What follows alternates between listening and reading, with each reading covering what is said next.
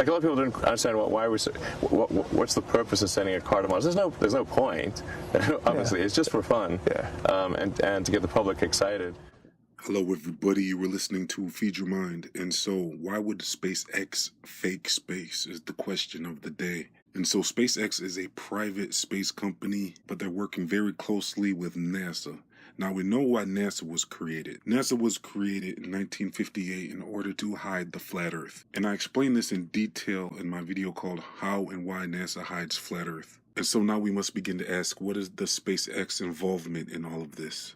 And so it all began in 2001 with Elon Musk and his Mars Oasis project, which was his concept of colonizing Mars and taking plants up to Mars and progressing the human experience out into the universe and colonizing planets, specifically Mars. And so this concept project ended up turning into SpaceX in 2002 when SpaceX was officially launched by Elon Musk. And their official goals was to reduce space transportation costs, colonize Mars, and also an interesting goal was to regain public interest in space exploration and also conveniently increase the budget of NASA. And so right there, it looks like a big part of this whole interest in colonizing Mars is about increasing the budget of NASA. And so that doesn't surprise me that this seems to be all about money. And not too long ago, that's exactly what happened, because when Trump took office, one of the first things he did was increase the budget of NASA with the interest of heading to Mars. So what's all this obsession with Mars? Is it simply as SpaceX had originally stated? Is this all about increasing interest in space exploration for the public so that we can freely give up more money to NASA without resistance? Like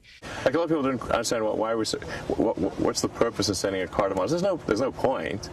Obviously, it's just for fun, and to get the public excited. Because with NASA getting their budget increased to $20 billion a year now, I'm not so sure that they would obtain an increase in funding when all other government agencies were losing funding. You see, this Mars agenda is what justifies NASA requesting an increase. And so now we must ask, what is this money really being used for? Because what is so advanced about being on Mars? Mars is a very uninhabitable place according to mainstream science. I mean, there's nothing out there. It's just an empty planet with no vegetation, no water. And if you're going to find water under the planet or something, that's just wouldn't even make any sense. I mean, there's obviously no accessible water on Mars or any other planet for that matter. In fact, if you watch my videos, you will start to realize that planets are actually gas giants. Planets are not solid objects. They're not physical objects. Planets are simply stars in the sky. Scientists admit that several planets are gas giants. The ones that they're acting like are real, actual, solid planets is a deception that goes very deep. And you're going to have to catch up on my channel because I discussed this in my heliocentric deception playlist, where you can learn about how planets are all part of this Illuminati pagan sun worship cult, because these planets are named after pagan entities. All of their names, like Mars, Jupiter, Pluto, all of these names are named after pagan gods, and they have the whole world believing they're actual solid objects in the sky.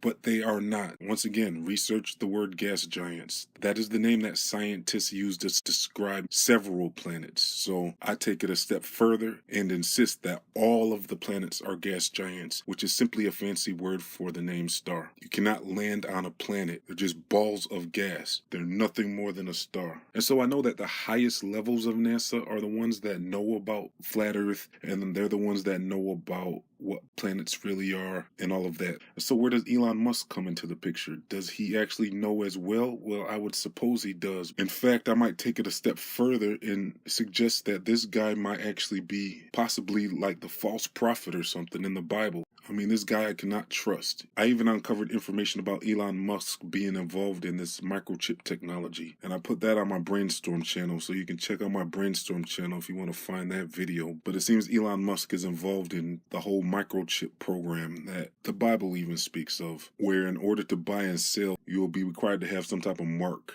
which sounds a lot like this microchip that they want to start implanting in people in order to make purchases sometime in the near future. And so at first I used to try to give Elon Musk the benefit of the doubt, and I used to wonder if he was simply a genius who was working on all of these technologies, not aware that space is fake, because technically this technology can easily exist. I mean, I don't see any problem with Elon Musk having the ability to have shuttles take off into the sky and then land back onto the Earth. That's not something that I feel is out of the realm of possibilities. We are very advanced in technology in this time and age, and so there's no reason why the technology for spacecraft couldn't exist. But the thing is, there is no outer space. I encourage you to check out my Operation Fishbowl video, which proves that there's a dome firmament above us. I also have a dome firmament playlist you can check out called 100% Proof of the Dome Firmament. The stars and all of that in the sky, that's all part of the dome firmament system. When you look up in the sky at nighttime, NASA has brainwashed you since a kid to believe that there is an outer space galaxy that goes on for an infinite amount of space. And there's all types of other galaxies and solar systems out there, and all of that is explained on my channel, why they want you to believe that. There's overwhelming evidence that space does not exist. And so start getting familiar with the videos on my channel if this is the first you are hearing of this. But back to what I was saying about the technology for space travel. Maybe the technology isn't quite there if you think about it, because what exactly are these rockets propelling off of? I mean, in the vacuum of space, there's plenty of questions when it comes to rockets propelling forward using the technology of a rocket booster. Many of us in the flat earth community are starting to realize that rockets cannot push off against the emptiness of space with rocket booster technology. And so if you think about it, the technology for space travel actually does not exist, because there's nothing for these rocket boosters to push off against. Negative -0.8 atmospheres. Look, it's full throttle. It can't even get off the ground now. I can't do anything. And so that brings into question this strange relationship between SpaceX and NASA. So is NASA trying to push off their Mars mission into the SpaceX program so that if the program is determined by the public to be fake, SpaceX would take the blame instead of NASA? Because both companies are working towards the goal of reaching Mars. And from the looks of it, it looks like SpaceX is going to be the ones to do it first. So if they are allowed to actually attempt to pull off a fake Mars mission, it's not going to look any realer than that spaceman in that red car that was flying around in space. And even Elon Musk himself said that red car in space looks fake. What was going through your mind? How amazed were you to see your roadster up there with Starman just cruising along with the blue planet? And how long will we be getting live views, do you think, from the car? Well, I think it looks so ridiculous and impossible. And you can tell it's real because it looks so fake, honestly. Like, we'd have way better CGI if it was fake. And you know, the colors all look kind of weird in space. There's no atmospheric occlusion. You know, like everything looks too crisp. And so is Elon Musk saying that the red car in space looks fake because he knows that it really is, and he is subconsciously telling us that it is fake because he's not impressed with how it turned out? You see, there was a lot of bloopers in that whole Falcon launch video. And us flat earthers found several discrepancies in that video footage. I mean, Elon Musk even admits that they did nothing special to the car in order to prepare it for space. But we didn't really test any of those materials for, is it space hardened or whatever, So it just has the same seats that like a normal car has. It's just literally a normal car in space, which I kind of like the absurdity of that. And if you look closely, on the dashboard, there's a tiny roadster with a tiny spaceman. So, because Hot Wheels made a Hot Wheels roadster, and a friend of mine suggested, hey, why don't you put that Hot Wheels roadster with a tiny spaceman on the, in the car too? I'm like, that'd be cool. Sure. So we did that. I mean, it's kind of silly and fun, but I think that's, silly, fun things are important. And normally for a new rocket, they'd launch like a block of concrete or something like that. I mean, that's so boring. And I think that's just the imagery of it is something that's going to get people excited around the world. And it's still tripping me out. I mean, I'm tripping balls here.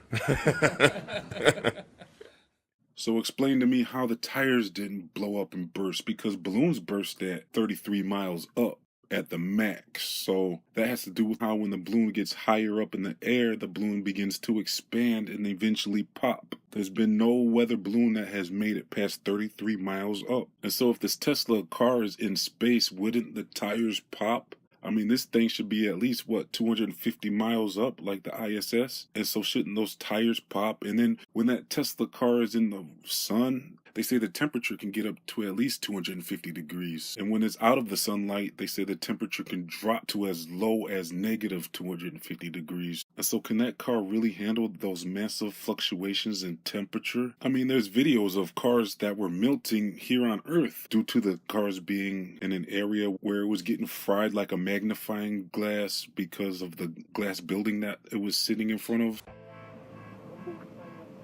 This is how hot it is in Italy. The car has melted.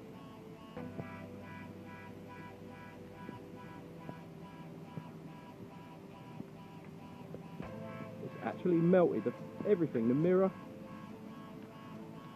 the lights, the indicators, the plastic off the side. Unbelievable. Back of the lights. Now that's off.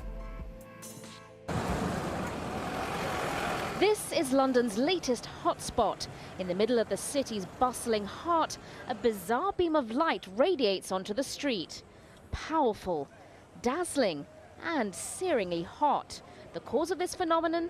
This 37-story tower. Once known as the walkie-talkie, it's been renamed as the walkie-scorchy. The half-built building's curved construction has had an unfortunate effect. If you look up, you can see that it's curved. And so that's a vast area up there, and it's collecting a lot of solar energy. Now, if that was to go out in all directions, it wouldn't really matter. But it's focusing down onto a point, and it's focusing down here. So all that solar energy is getting pushed down here, and the temperatures down there are getting really, really high. So high it managed to record a temperature of an astonishing 92.6 degrees Celsius. Well, the sun has started to come out and it's already hitting the building behind me, and already you can feel quite an intense heat here. Anything in the direct glare of the reflection can literally go up in smoke. It damaged this car parked nearby. It's caused carpets to smolder, tiles to smash. It's so hot you can even fry an egg and singe your hair trying. Ah, it's hot. Just as you march through, you really feel the heat. It's quite intense. Guess where as you're coming through? The tan. Well, here we go. You can stay all afternoon. So, yeah, it is quite hot here, yes. The designers say the problem is the current elevation of the sun. Over the next 2 to 3 weeks, weather permitting, it will shine directly onto the building. While they say they're working on the problem, the worst of it lasts for just 2 hours, and it's during one of the busiest times in the day, lunchtime. It's certainly too much for Londoners used to murkier climes. Best to keep calm and keep covered. Sonia Gallego, Al Jazeera, London. A piece of bare metal in space under constant sunlight can get as hot as 260 degrees Celsius. So they said this car was beginning to melt literally. And so if a car can literally melt here on Earth being under 200 degrees, wouldn't that red Tesla car begin to melt at 250 degrees for sure? There should be some evidence. There's no way that car should be holding up in those temperatures, because Elon Musk already admitted they did not do anything special to that car to prepare it for space. And so the Potter's Clay channel had found that during the live footage of this car floating around in space, it was actually a loop, because when they went back to the live feed video, which they later removed, but during the live broadcast, they went to a scene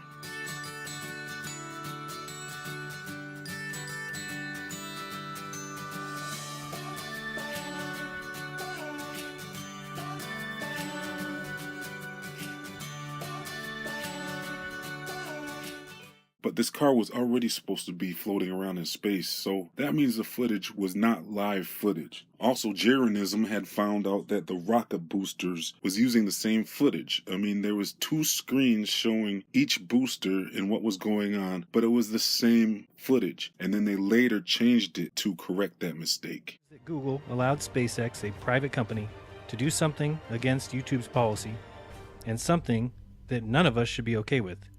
It's something that no other channel is allowed to do. Who edits live video? Does the NFL, MLB, NHL, WWE, or the NBA? No. Does Reds Rhetoric, Sean Hufford, Slice Barkane, or Soundly? No.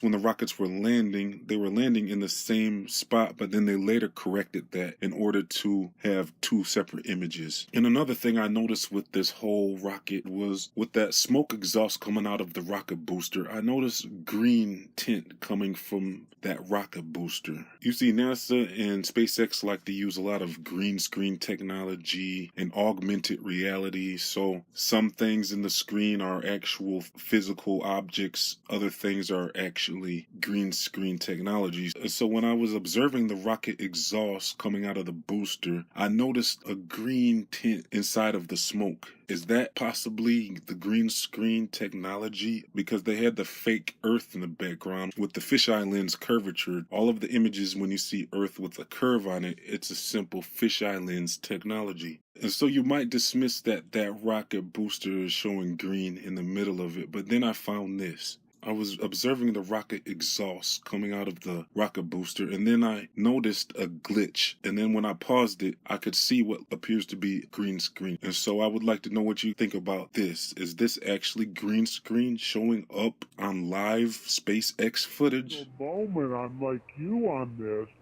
I've missed greatly.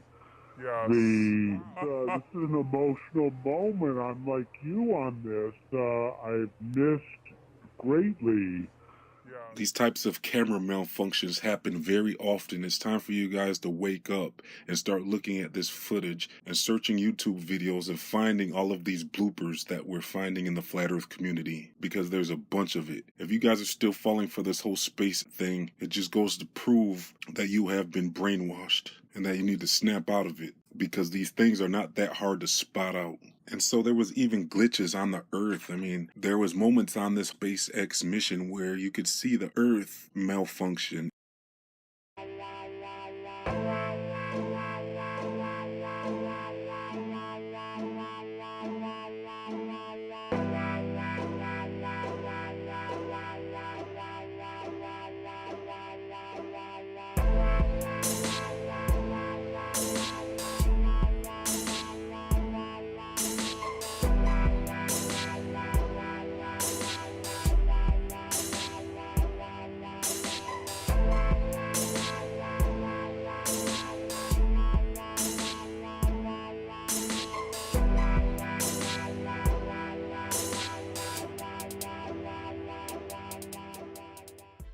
Instead of seeing the circle of the Earth, you see some type of what would almost appear like a pixelated Earth, where nothing else was pixelated. It was just the Earth that malfunctioned. So, I mean, there were so many things wrong with that whole SpaceX launch. I mean, if you still believe in space after that SpaceX launch, there's probably not much hope for humanity. There was even some grid technology that popped up.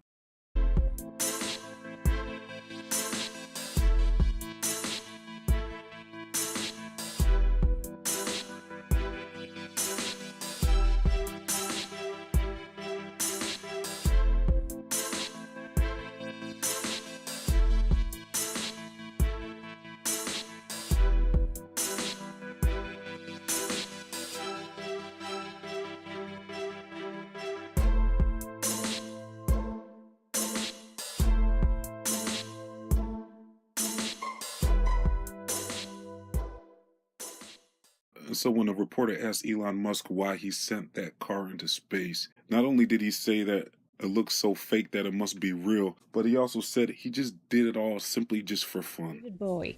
Like a lot of people don't understand what's the purpose of sending a car to Mars. There's no point. Obviously, it's just for fun. And to get the public excited.